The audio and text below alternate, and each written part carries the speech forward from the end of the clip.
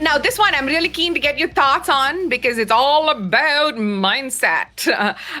This is a book, and I'll tell you the name of the book in a second. The name of the book is The 5 Lost Superpowers, and it's co-authored by a few people. But heading into the new year, Megan, I wanted to talk about some of these superpowers, and just for the people as they listen, the superpowers themselves are curiosity, authenticity, resilience, compassion, and playfulness, right? And sometimes when you hear these words, you're like, they're all sort of trite and overused and the source of many headlines over the course of the year.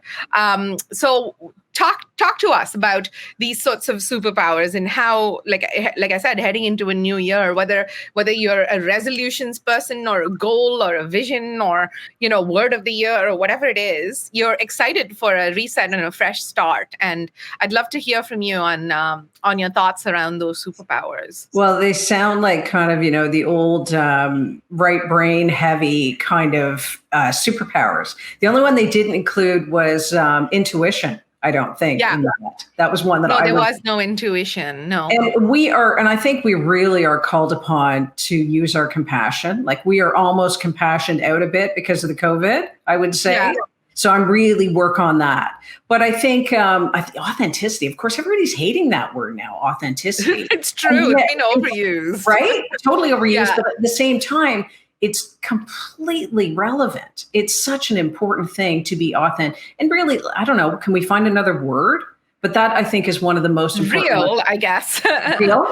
Be yourself. I think people be real, be yourself, totally. Various things. Absolutely. But it's hard to sort of break that down. So talk to us about some of that. Like when you have these large concepts like that and you're like, what does that even mean? How do you begin breaking it down? Well, I mean, words are subjective. People have beliefs about words. So they might think authentic. I don't know what people think. I personally am not triggered by authenticity, but I know a lot of people were. Just like remember when you have to pivot. Remember how many people were reading pivot in 2020 because everyone kept using it. They're like, never mind about the pivot. But words are subjective. We have beliefs that fuel what we think, or it's like names. I was saying, I don't really like that name the other day to my husband, but it's just because there's something about that reminds me of someone else. So yeah, but in terms of all this, I loved the superpower words that they identified. I think they're extremely valuable.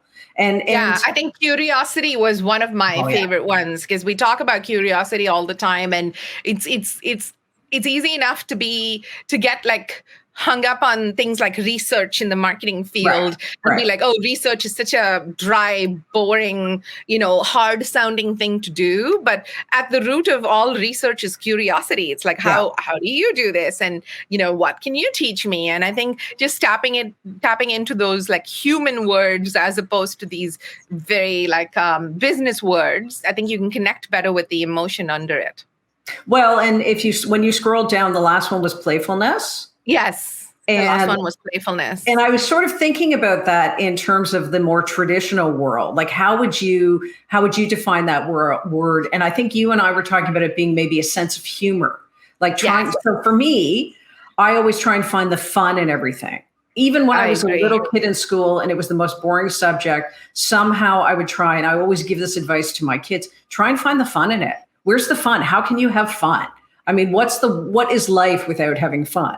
Which is one of my core beliefs, my values is fun, having fun. This is important to me.